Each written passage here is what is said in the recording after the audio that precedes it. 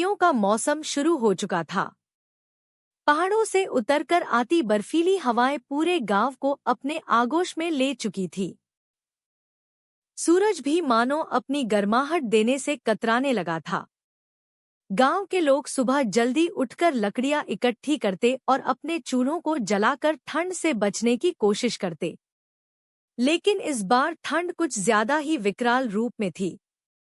गांव का सबसे बुजुर्ग व्यक्ति दादाजी हमेशा की तरह चौपाल पर बैठकर गांव के लोगों को समझा रहे थे, सर्दियों में अगर सावधानी न बरती जाए तो यह जानलेवा हो सकती है। बच्चों और बुजुर्गों का खास ख्याल रखना होगा। सभी लोग उनकी बात सुनते और सहमति में सिर हिलाते। गांव की माला देवी ठंड से सबसे ज्यादा परेशान थी। उनके पति शहर में काम करने गए थे और घर में केवल वह और उनके 2 छोटे बच्चे थे। उनका मिट्टी का घर ठंड को रोकने में असमर्थ था। दिन भर वह लकड़ी जलाकर बच्चों को गर्म रखने की कोशिश करती, लेकिन लकड़ियां खत्म हो रही थी। उनके पास इतना पैसा भी नहीं था कि वह बाजार से और लकड़ियां खरीद सकें।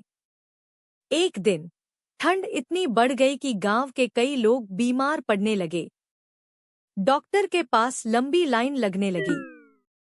खासकर बुजुर्ग और छोटे बच्चे ज्यादा प्रभावित हो रहे थे।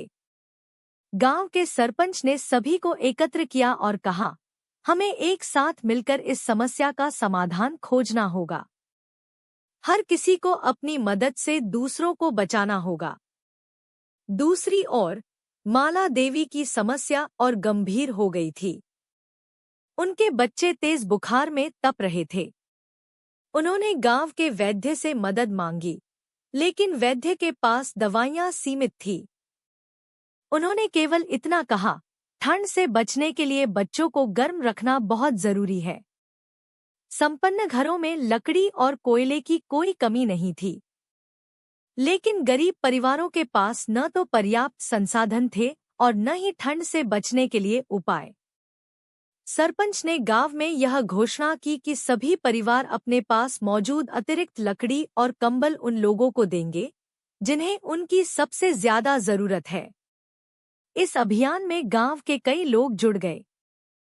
किसी ने अपने पुराने कंबल दिए तो किसी ने लकड़ियों का ढेर साझा किया।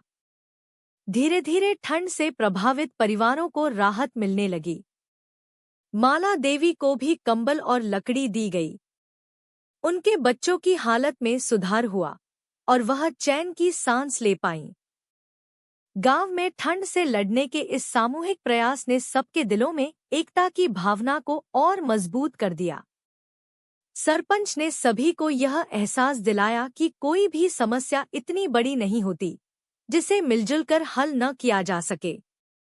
सर्दी का मौसम जैसे जैसे गुजरता गया, गांव के लोग एक दूसरे के प्रति और अधिक सहानुभूतिपूर्ण हो गए।